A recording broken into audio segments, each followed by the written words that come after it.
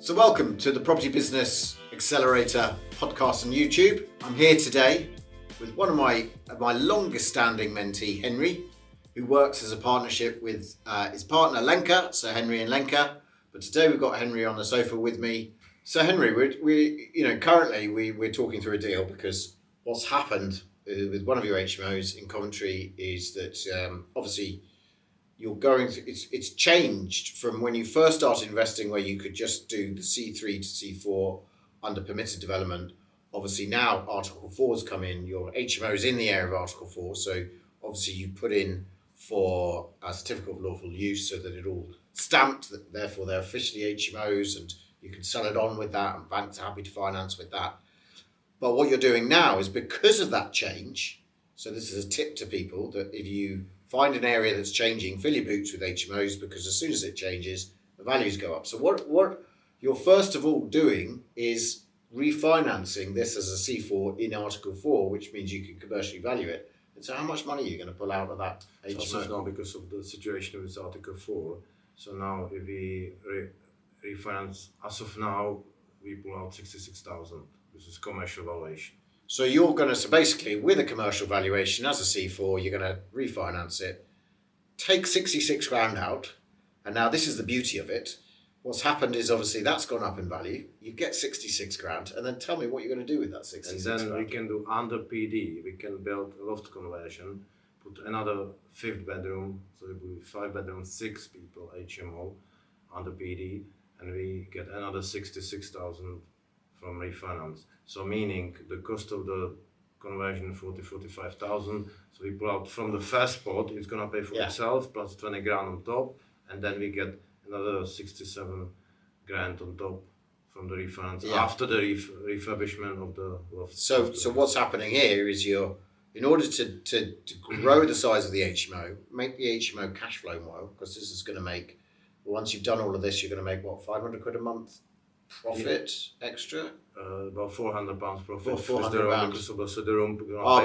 Because you're taking out quite a lot of money, yeah. So basically, what you're doing is you're funding the growth of that property into a bigger HMO via refinancing it because it's now can be commercially financed because it's Article 4.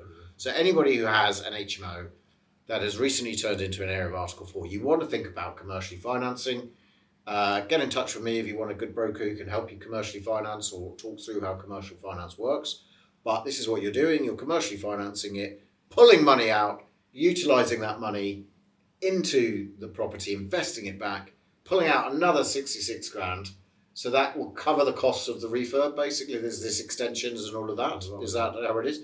So you're kind of like 66 grand up with an increased property. Yes, you have more borrowing on the property, but you've also got an increased cash flow because you've got more rooms to let and you're doing that. So that's... we pull out 80,000 actually. 80,000? Yeah, because you got 66 on top, plus the 20 from the first refinance. Oh, okay, so it's costing you about 40-ish to do. That's right. Yeah, so about 40, 46 to do.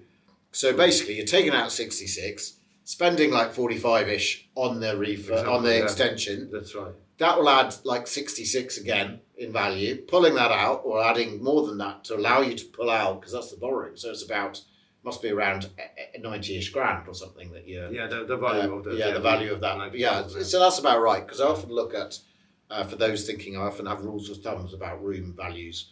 And currently, I would say in Portsmouth, they're 90 to 100 grand depending on what you do. And it's similar in Coventry, I think, so about 90-ish grand. So you're adding 90 grand by creating a room, it's costing you 45. So you're doubling your money. That's really good spend. You can then pull out about 66.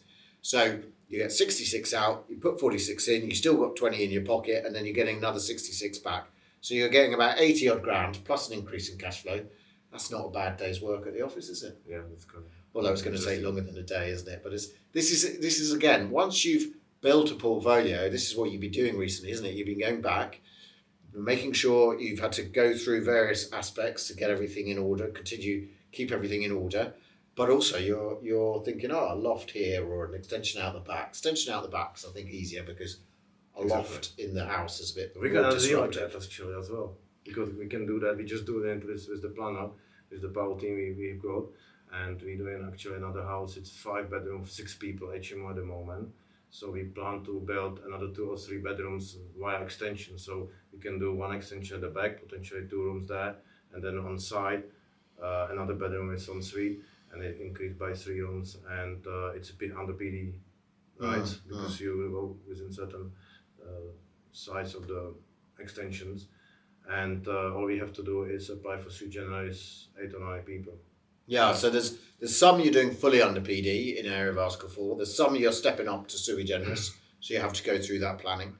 I mean, I worked with the one investor once. He had about 40 odd HMOs, and he just went through. He realised that he could build a room at the back of all of them, so he just went through doing that. And if you imagine doing that formula of like 45 in, 90 back out, which is roughly similar to him.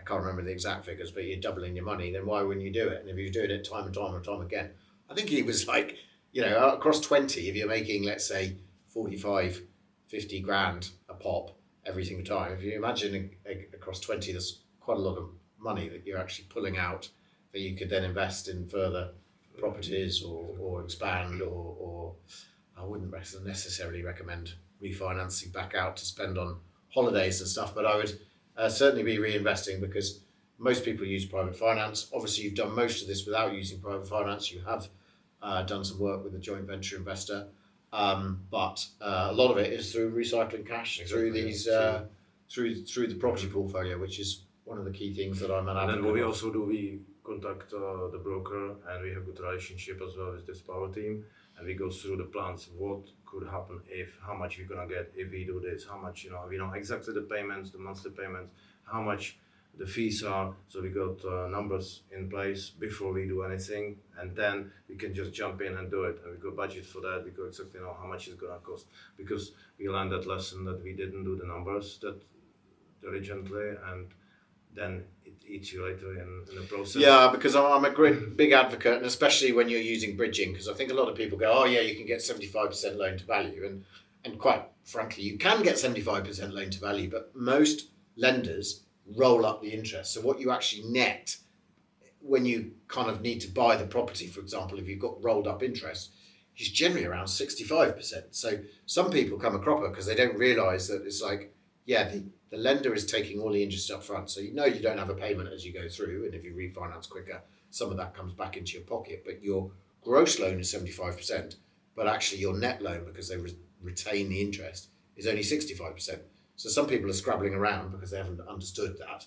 And so you need to understand whenever you're talking to a broker about, as you say, finance, you need to know what the net figure is you're going to get in your pocket. As I say, when I say to my broker, it's, well, what will I get in my pocket? And make sure that I understand what that net figure is. And if it's a purchase, then obviously you need to have the deposit to make the rest, and also the other costs like stamp duty, etc., etc. So that's an absolute critical lesson, as you say. Yeah. Because you might be thinking you're getting a little bit more. Also, it's good to understand all the fees involved, because again, if you're refinancing a lot or having to refinance a lot, that can eat up quite a lot of cash as you go through. So you've got to always understand what the strategic imperative with that money is, what you're going to do with it, what you're going to want. And as in this case, obviously you can see you're refinancing all the way through. That generates more cash to allow you to invest. And it's all prepared in advance, so we have actually plan with the power team how we're gonna get the money. Yeah. So it's not that we come to the point and refinance, oh, sorry, you can't do that. Exactly. It's all planned in advance. Yeah, so exactly. It's all gone. Is it worth it? Because this is what we're going to get. This is what we can do with it. Yeah, that's our longer term plan. You're tying various properties together because money feeds its own project, but also other projects, and you need to know what you're doing with that money. Otherwise, it's like, why am I doing this, or what's going on? So that's really, really important. So I think that's a really good thing. So right now, that's what you're doing. You're kind of just adding the odd room by extending out and utilising these little things that are adding a lot of value to the portfolio without costing you too much money. So I often ask people who come to the podcast YouTube, do you have a good book that you can recommend, or maybe a couple of books that you can recommend to the listeners? I know that you yourself were saying before the podcast that actually you've picked up quite a lot of these books that people have recommended, and actually then read them yourself and got a lot of value out. So which ones would you like to throw into the mix? Yeah, there is definitely lots of books I would recommend, but there are some standing out. There's the famous books which everybody knows, so I don't want to mention those. But I would say that I like personally. Tim Grover, it's used to be coach of Michael Jordan, and his first book was Relentless, and then he wrote a book called Winning.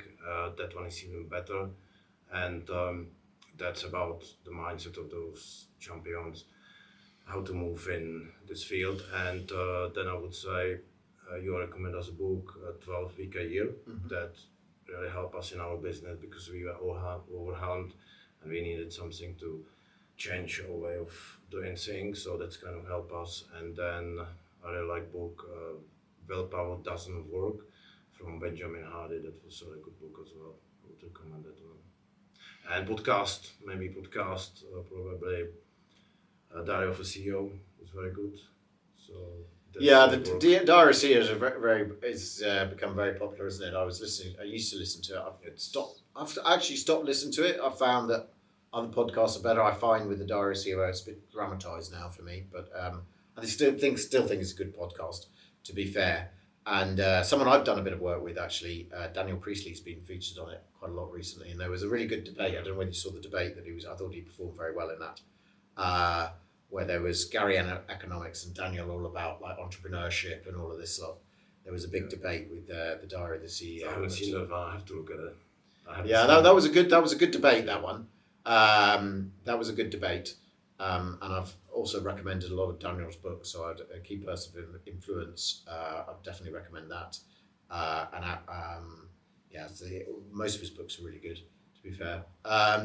And then, what other podcasts do I like at the moment? I've lost the podcast now that I was thinking of that I listen a lot to. So those are great book recommendations there, and a good podcast recommendation too. I tend to listen to more podcasts these days than books, but thank you for those.